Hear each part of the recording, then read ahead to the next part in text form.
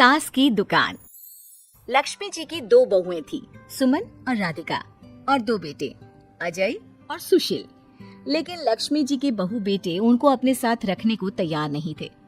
बहुओं के तेज स्वभाव के चलते लक्ष्मी जी को अपना ही घर छोड़कर एक किराए की कोठरी में रहना पड़ रहा था। कुछ दिनों से उनके बेटों ने उन्हें पैसे देना भी बंद कर दिया था। ऐसी स्थिति में लक्ष्मी जी ने अपनी जमा पूंजी से एक छोटी सी दुकान खोली। एक दिन शाम के वक्त, अजय सुनते हो, तुम्हारी माँ ने दुकान खोली है। दुकान अब इस उम्र में दुकान पर बैठेगी वो। अब क्या किया जा सकता है, माँ की तो बुद्धि सठिया गई है। मोहल्ले में मजाक बनाएंगे सब हमारा। अरे जेठ जी, इसमें परेशानी क्या है अगर सासू माँ ने दुकान खोली है? हाँ, राधिका ठीक तो कह रही है। अपनी दुकान पर बैठी रहेगी, कम से कम हमें परेशान तो नहीं करेंगी। वैसे बात तो ठीक है, खुद के दो पैसे कमाएंगी तो कभी कभार हमें जो खर्चा देना पड़ता है ना, वो भी देने से बच जाएंगे हम लोग। फिर किस बात की परेशानी, खोलने दो माँ को दुकान, हमें क्या। वैसे भी अपनी कोठरी में चुपचाप रह रही है ना, चाहे दुकान खोले या मॉल बनाए, हमें उससे क्या लेना देना। अगले दिन सुमन अपनी सास की दुकान पर पहुंचती है। सासू माँ, आपकी दुकान में शक्कर है क्या? शक्कर जरा 1 किलो दे दीजिएगा। हाँ हाँ बहू है ना, लो बेटा 1 किलो क्यों, 2 किलो ले जा। सोच लो सासू माँ, घाटा हो जाएगा आपको, पैसे नहीं देने वाली मैं। देखो सुमन, ये मेरी दुकान है और यहाँ पर जो भी कोई सामान खरीदने आता है उसे पैसे तो देने ही पड़ते हैं। अरे सासू माँ, ऐसा क्यों कर रही हैं आप? अरे देखो ना, घर पर आपका बेटा और पोते पोती दूध में शक्कर डालने के लिए कब से इंतजार कर रहे हैं, जरा उनके बारे में तो सोचिए। अरे ऐसी बात है क्या? अब मुझे नहीं पता था। बहू एक काम करो, वैसे भी पहली बार आई हो ना, ये शक्कर तुम ऐसे ही ले जाओ, पैसे देने की जरूरत नहीं है। अगले दिन राधिका भी अपनी सास की दुकान पर पहुंचती है। प्रणाम सासू माँ, कैसी चल रही है आपकी दुकान? बस बेटा, जैसे तैसे करके काम चला रही हूँ। तुम बताओ, घर में सब राजी खुशी है ना? हाँ हाँ मम्मी जी, सब कुछ ठीक ठाक है।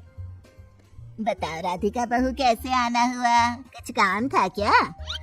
वो ना मम्मी जी, मुझे जरा 5 किलो आटा चाहिए था। मेरे पैर में ना बहुत दर्द है, इसलिए बाजार तक जाने में ना तकलीफ हो रही थी। घर पर बच्चे भूखे बैठे हैं, सोचा आपसे ही ले लेती हूँ। हाँ हाँ क्यों नहीं बेटा, ये लो 5 किलो आटा ले जाओ। हाँ। लेकिन मम्मी जी, आपने जिठानी जी को शक्कर फ्री में दी थी, तो मुझसे भी पैसे तो नहीं लेंगी ना? हाँ, अच्छा ठीक है बेटा, कोई बात नहीं, तुम ऐसे ही ले जाओ, बच्चों से क्या पैसे लेना। कुछ दिनों के बाद लक्ष्मी का बेटा अजय दुकान पर पहुंचता है। कैसी हो माँ, दुकान तो अच्छी चल रही है ना तुम्हारी, सब मोहल्ले वाले तारीफ करते रहते हैं। अब क्या करूं बेटा, तुमने तो मुझे सहारा दिया नहीं, गरीब माँ को घर से बाहर निकाल दिया। कुछ तो करना पड़ेगा ना अपना पेट पालने के लिए। वो माँ ना बहुओं की बहुत चिक चिक रहती थी, अब देखो कितनी अच्छी जिंदगी है तुम्हारी, खुद कमाती हो, खुद खर्च करती हो, इससे अच्छी भला कोई जिंदगी हो सकती है क्या? हाँ बेटा, दिल को बहलाने के लिए तुम्हारी ये बात भी सही है, लेकिन कोई बात नहीं बेटा, मैं खुश हूँ। अच्छा माँ, मैं क्या कह रहा था, जरा 500 उधार तो दे देना। कमाल की बात है बेटा, तुम मुझसे पैसे उधार मांग रहे हो, तुम्हारे पास पैसों की क्या कमी है?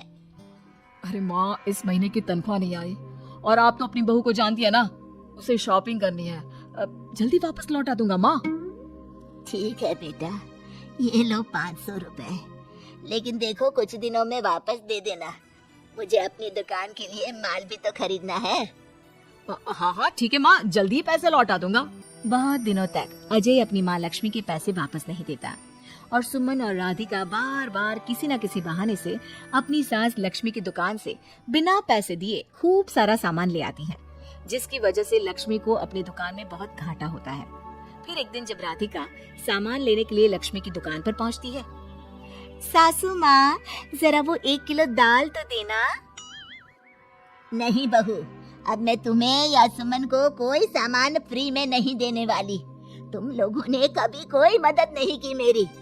उल्टा मेरी दुकान से फ्री का सामान ले जाकर मुझे मुश्किल में डाल दिया है।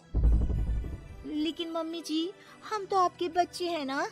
अगर इतना ही मेरे बच्चे हो तो फिर मुझे घर से बाहर क्यों निकाल दिया? देख बहू, अब मैं तुम्हें 1 रुपए का सामान भी फ्री में नहीं दूंगी। और जाकर सुमन को भी कह देना, आए दिन तुम्हारा पति मुझसे उधार ले जाता है और वापस भी नहीं लौट आता। राधिका गुस्से में घर वापस आती है। घर आने के बाद, क्या हुआ राधिका, बहुत गुस्से में लग रही हो तुम? सासू माँ की दुकान पर गई थी ना? सासू माँ का तो कुछ करना पड़ेगा। जब से ये दुकान खोलकर बैठी है, अक्कड़ तो देखो उनकी। अरे लेकिन हुआ क्या है? होना क्या है, दाल लेने गई थी, मुझे 4 बातें सुनाकर उल्टा भेज दिया, कुछ दिया भी नहीं। ये तो सासू माँ ने ठीक नहीं किया। देखो मेरे पास ना एक बहुत अच्छा प्लान है। कैसा प्लान भाभी?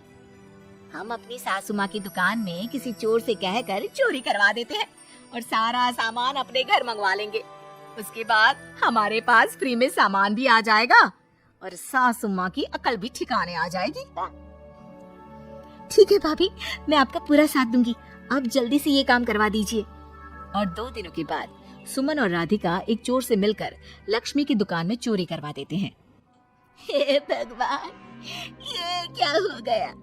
इस उम्र में जैसे तैसे अपना गुजारा कर रही थी, लेकिन चोर मेरा सारा सामान लेकर चले गए। हमें क्या होगा? तभी वहाँ पर राधिका और सुमन पहुँच जाती है। क्या हुआ सासू माँ, बहुत दुखी लग रही हैं आप। अरे क्या बताऊं, मेरी दुकान का सारा माल चोरी हो गया। अब अगर आप अपनी ही बहू बेटी को सामान नहीं देंगी तो ऐसा तो होगा ना सासू माँ। अब राधिका की बात सुनकर लक्ष्मी को यकीन हो जाता है कि इस चोरी के पीछे कहीं न कहीं उसकी दोनों बहुओं का ही हाथ है। लक्ष्मी एक प्लान बनाती है। पैसे उधार लेकर अपनी दुकान में फिर से खूब सारा सामान ले आती है। अरे भाभी, देखा आपने, सासू माँ की दुकान तो फिर से सामान से भर गई है। हाँ वही तो, मैं तो सोच रही थी कि एक बार में उनकी अकल ठिकाने आ जाएगी, पर लगता है फिर से कुछ करना पड़ेगा। लेकिन अब हम क्या कर सकते हैं? अरे वही जो हमने पहले किया था। इसका मतलब फिर से चोरी करवाएंगे? हाँ, उसके बिना हमारा काम कैसे चलेगा? और इस बार चोरी करने हम दोनों चलेंगे, कुछ नहीं छोड़ेंगे उनकी दुकान में। सुमन और राधिका दोनों मिलकर लक्ष्मी की दुकान में चोरी कर लेती हैं और सारा सामान चुपचाप अपने घर के स्टोर में लाकर रख देते हैं। लेकिन सुबह होते ही लक्ष्मी पुलिस लेकर सुमन और राधिका के घर पहुंच जाती है। इंस्पेक्टर साहब, मेरी इन दोनों बहुओं ने ही घर में चोरी की है। अरे ना इंस्पेक्टर साहब, ये हम पर झूठा इल्जाम लगा रही हैं। अरे हम क्यों इनकी दुकान में चोरी करने लगे? माँ, आपको शर्म नहीं आती अपनी बहू पर झूठा इल्जाम लगाते हुए? हाँ माँ, हम आपके बेटे हैं और ये आपकी बहुएं हैं, आप ऐसा कैसे कर सकती हैं? लक्ष्मी जी, क्या आपके पास कोई सबूत है? अरे इंस्पेक्टर साहब, आप इनकी बातों में मत आइए। ये हमारी माँ है और इनकी दिमागी हालत ठीक नहीं है, इसीलिए तो हमसे अलग रहती हैं।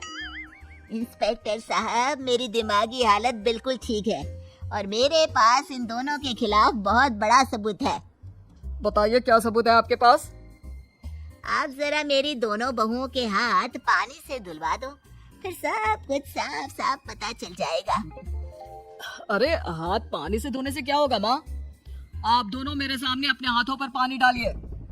जैसे ही राधिका और सुमन अपने हाथ पानी में डालती हैं, उनके हाथों का रंग लाल हो जाता है और ये देखकर सब लोग हैरान रह जाते हैं।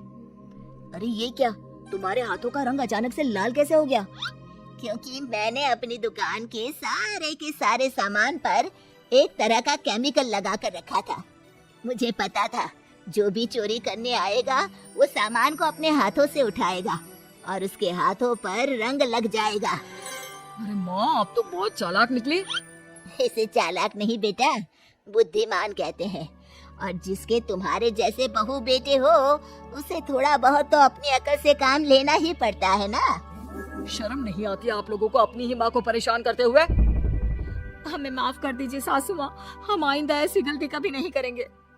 और हाँ, आपको अपने साथ रखेंगे, आपकी सेवा करेंगे और पूरी इज्जत भी देंगे। हमें माफ कर दीजिए।